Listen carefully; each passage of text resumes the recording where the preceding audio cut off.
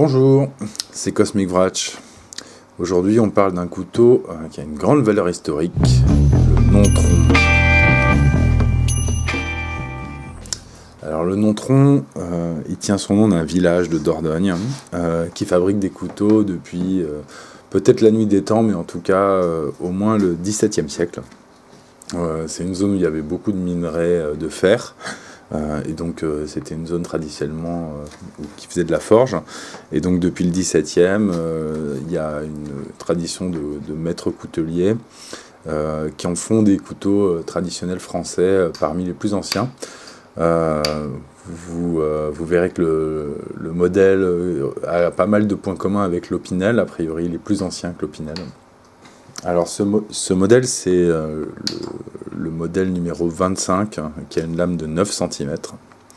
Le manche est en buis, ce qui est la forme la plus classique. Il y a parfois des manches en ébène.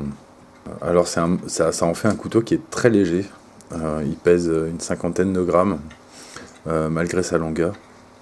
Le bout, l'extrémité du manche est dite en sabot. Il y a d'autres formes possibles, en particulier une forme en boule. Alors ce qui est notable sur le manche aussi, c'est les pyrogravures, donc avec un motif maçonnique mystérieux dont personne ne comprend le sens. Voilà, ils en sont très fiers, ils en font un peu un argument marketing. Je trouve juste ça joli, moi ça va pas plus loin que ça. Mais bon, c'est vrai que ça rajoute au charme du couteau, y a aucun doute.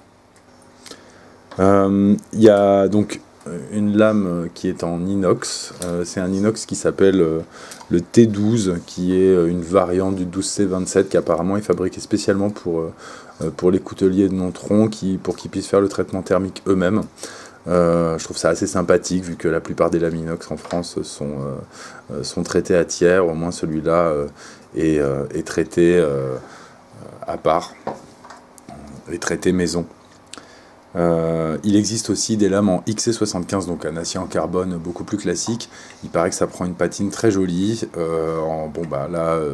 Là c'est vrai que l'inox n'a pas pris de patine. Là c'est un couteau que j'ai depuis une bonne quinzaine d'années.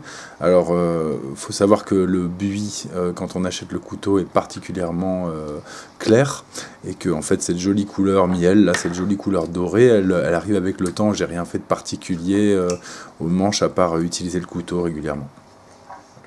Alors les images que vous voyez là montrent l'usage principal auquel je destine ce couteau, c'est vraiment le pique-nique. C'est pas non plus une bête de course, c'est pas un couteau haut de gamme du point de vue de la solidité, du point de vue des performances, de l'acier, de tout ça. Il faut pas non plus le malmener trop, parce que j'imagine qu'il a une certaine fragilité, même si à mon avis il est plutôt plus solide qu'un Opinel. C'est vrai que depuis 15 ans il n'a pas bougé du tout, en particulier la virole a pris aucun jeu. C'est vrai que c'est particulièrement appréciable. Alors c'est vrai qu'il a une élégance que tous les couteaux n'ont pas. Voilà, donc c'est un couteau qui est réalisé à la main dans les ateliers à Nontron, contrairement à la plupart des couteaux pliants qui sont faits de manière industrielle, y compris les Opinel bien sûr.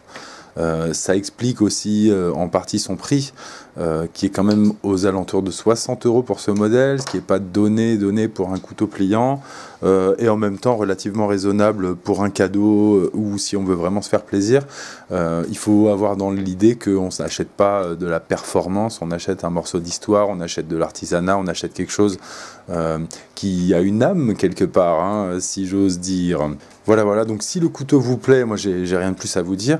Après, c'est vrai que c'est une histoire de savoir si on connecte avec le couteau ou pas. Moi c'est un couteau qui me faisait rêver dans la vitrine des couteliers depuis que je suis tout petit, et le jour où je me le suis acheté, je me souviens plus trop combien je l'avais payé, c'était sans doute pas du tout 60 € à l'époque. Mais c'est vrai que c'était un moment dans ma vie, c'était le moment où j'ai décidé de m'acheter un beau couteau et d'arrêter de me contenter de la basse fonctionnalité qui est très utile au quotidien, etc. Mais c'est pas seulement de la fonctionnalité que j'ai acheté en achetant ce couteau. C'était peut-être aussi la première concrétisation de ma passion des couteaux, c'est-à-dire que c'était plus qu'un simple outil, ça commençait à dépasser quelque chose, il y avait quelque chose d'historique, de traditionnel, mais qui visait aussi la performance. C'est vrai que cet acier, il est loin d'être ridicule, hein. Je trouve qu'il s'affûte assez bien. Il tient pas extraordinairement bien le fil, mais pour un inox, je trouve qu'il agrippe assez bien la pierre, qu'on arrive à avoir un fil rasoir au sens propre, hein. On peut vraiment se raser les poils avec, si on en prend un peu soin. Donc voilà, c'est un couteau qui coupe, mais qui est aussi une pièce d'histoire. Je ne sais pas si vous y êtes sensible, en tout cas, moi j'y suis sensible. Et c'était de ça que je voulais vous parler aujourd'hui. Voilà, je vous dis à bientôt pour une prochaine vidéo. C'était Cosmic Vratch, à vous les studios.